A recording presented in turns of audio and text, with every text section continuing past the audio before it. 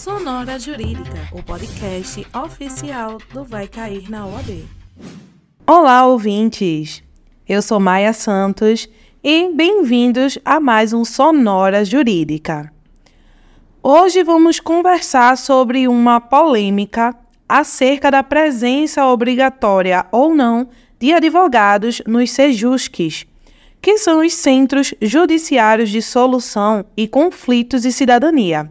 O assunto foi debatido recentemente no STF e, para entender um pouco mais sobre os desdobramentos do caso, vamos conversar com o advogado processual civil Fábio Milhomes. Bem-vindo, Milhomes, ao nosso podcast. Olá, Maia, tudo bem com você? Tudo ótimo. E que bom, tudo jóia. Que bom estar aqui nesse podcast de grande expressão, né? E principalmente passando essas informações atuais para os nossos ouvintes, levando conhecimento e levando essas polêmicas. Exatamente. De polêmica a gente gosta também de debater porque é importante, né mesmo? Com certeza, com certeza. Professor, Milhomes, para começar o nosso assunto todo, eu quero trazer primeiramente o que de fato são as CEJUSCs.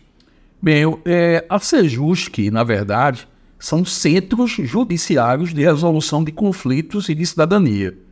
Na verdade, esses centros eles vieram na perspectiva de se festejar a autocomposição, tá? Festejar outras formas de resolução de conflitos sem ser necessariamente através da decisão do magistrado, prestigiando principalmente a vontade das partes, através de uma mediação, através de uma conciliação. Então, esses centros, eles festejam, promovem mais do que nunca essas formas de autocomposição.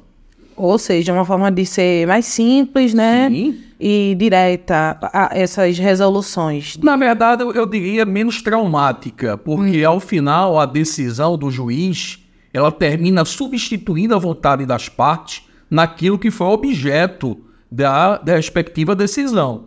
Então, quando se busca uma conciliação, uma mediação, as partes elas têm um controle um pouco maior a respeito daquilo que vai ser, de fato, aceito por elas. Justo, entendi. Vamos agora entrar na polêmica para não ficar dando muita volta. Eu notei que você estava aguardando isso. Vamos lá. O que aconteceu? Você poderia explicar para os nossos ouvintes melhor a situação toda? Poxa, tem uma linha de tempo, tem uma linha temporal que é importante para que a gente possa compreender. Primeiro, passa pela uma resolução do CNJ, do Conselho Nacional de Justiça.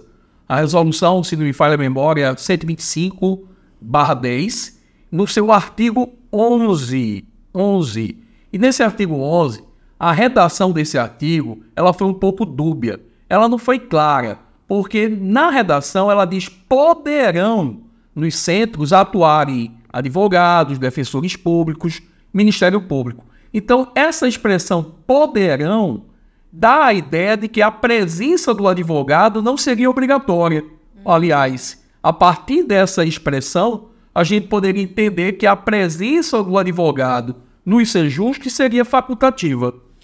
Entendi. Então, dá essa dualidade aí na informação. Perfeito.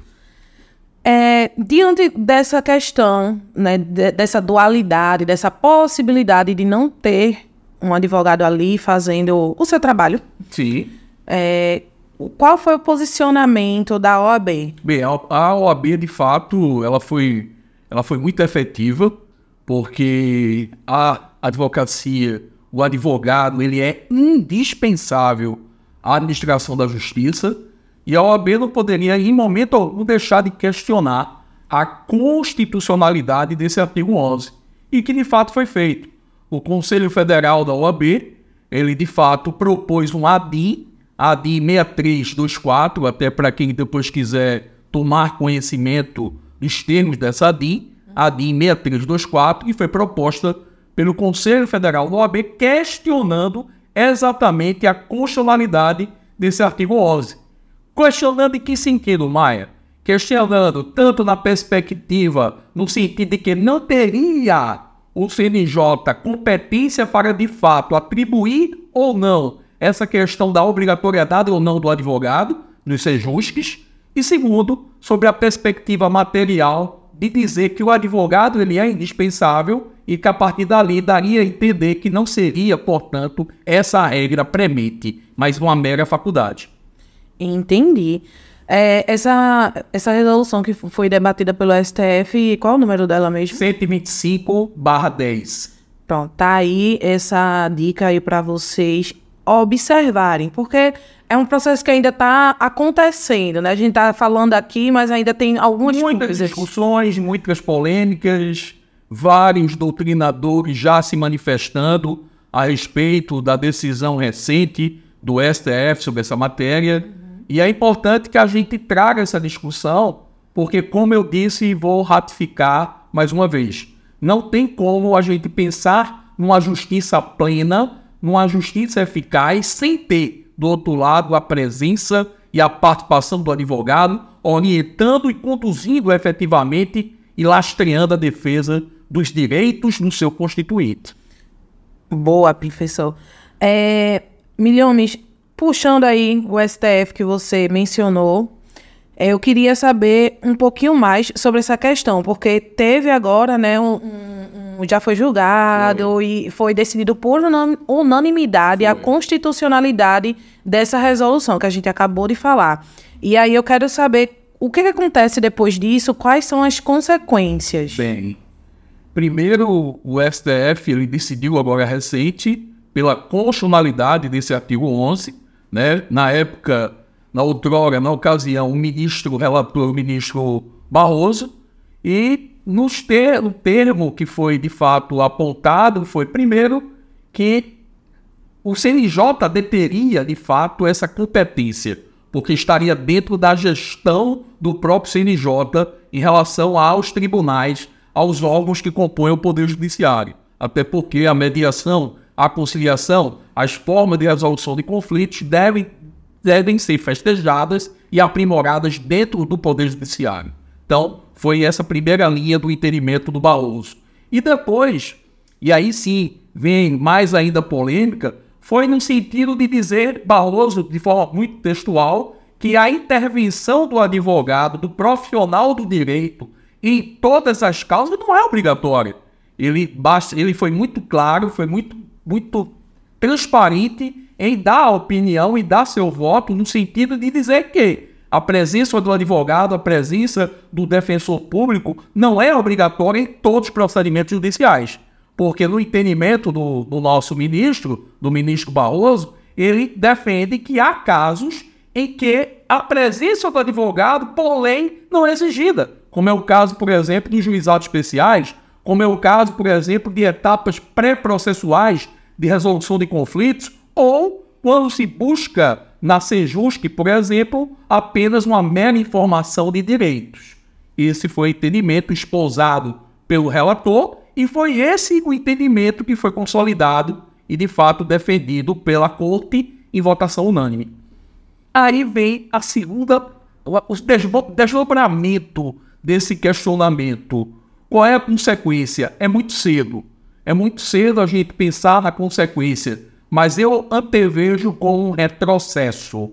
Eu antevejo como uma desvalorização da advocacia. Eu antevejo como uma desvalorização do advogado. Entendo que o advogado é fundamental. Isso não é Fábio Milhomes que está dizendo. Quem diz é a Constituição, no seu artigo 133. O advogado é indispensável à administração da justiça.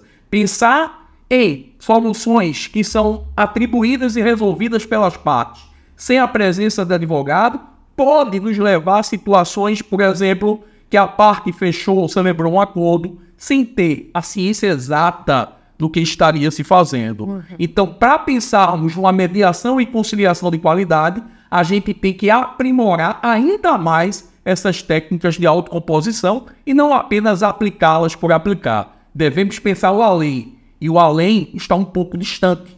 Precisamos ter calma e paciência para entendermos que o advogado é fundamental em qualquer situação, porque envolve direito e é o advogado que detém a prerrogativa, a regra, a capacidade e a aptidão de defender os interesses do seu constituinte em juízo. Isso casa muito com uma série que já aconteceu no Instagram do Vai Cair na OAB, né?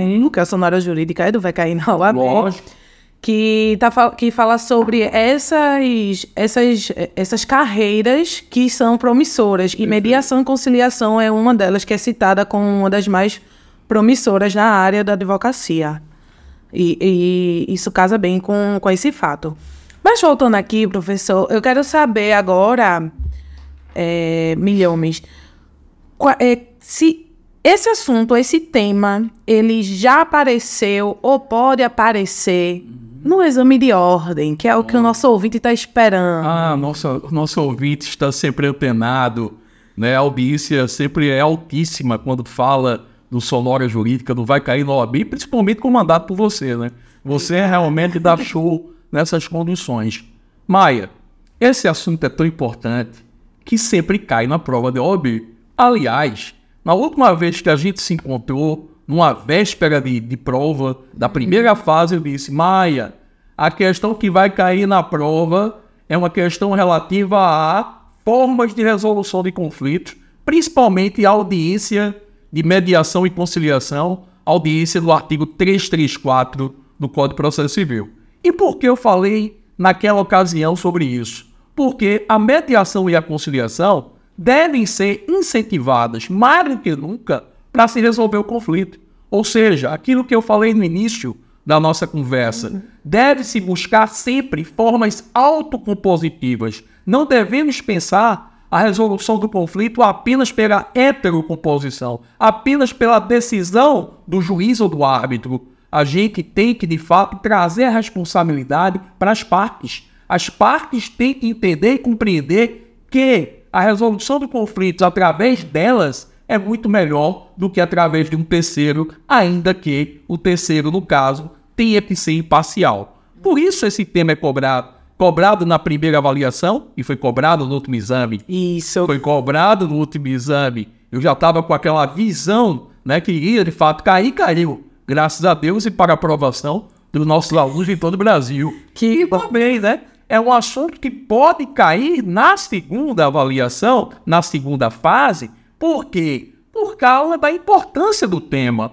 Nós estamos falando, veja, de uma questão que envolve o CNJ, nós estamos falando da decisão do Supremo em sede de ADIM, questão constitucional, estamos falando da participação, da presença obrigatória ou não do advogado. E o que muito me preocupa é sempre relativização, porque hoje o advogado já não é mais necessário para isso. E amanhã? E amanhã? O que será? Essa dúvida é aquilo que a gente não pode trabalhar. O direito deve dar e fornecer a todos nós segurança jurídica. Boa. Simplesmente, Milhomes, você deu um show aí, falando tudo que eu acredito que os nossos ouvintes devem entender sobre o assunto, que terá desdobramentos em breve aqui no nosso podcast, mas lá pra frente um pouquinho, porque a gente precisa ver agora o desenrolar desses debates acerca do assunto. Não tenho dúvidas. Exato. Muitas questões vão surgir. Vai ter muita live, muita palestra. Com certeza. Falando sobre isso. É um tema recorrente, um tema atual. E que bom, fico muito feliz de você estar trazendo essa informação de primeira mão, né, para os nossos ouvintes. E com essa responsabilidade de passar e trazer reflexões que são importantes. A gente não pode, isso é uma forma de simplificar a justiça. Cuidado, cuidado. Toda vez que a gente pensar em celeridade, lembre-se, há também a necessidade de termos segurança. A segurança, portanto, é a balança que deve se contrapor ao outro peso que se chama celeridade. Nisso, nós teremos a razoabilidade. E a razoabilidade, sim, é aquilo que deve nortear não apenas o judiciário, mas todas as relações humanas. Isso é direito. Isso é Fábio Milhomes, aqui na Voz, passando a melhor dica possível para você que está no seu processo de formação ou que já está aí no seu processo de estudos, indo para a sua linda prova do exame de ordem, garantir aí a sua carteirinha. Professor, eu quero agradecer. Sempre à disposição. Milhomes, eu quero te agradecer por estar aqui com a gente no Sonora Jurídica, por nos dar esse panorama geral e esmiuçar um pouco, né, sobre esse tema que é super atual, como você trouxe. E espero te encontrar uma outra vez para a gente debater muito mais esse e outros assuntos que podem cair na OAB. Sempre é um prazer imenso poder conversar com você, é uma alegria e de poder levar, mais do que nunca, conhecimento para os nossos ouvintes, para os nossos alunos de todo o Brasil. Fico extremamente grato, não só a você, mas a toda a equipe, por mais um dia de muita alegria aqui no escritório.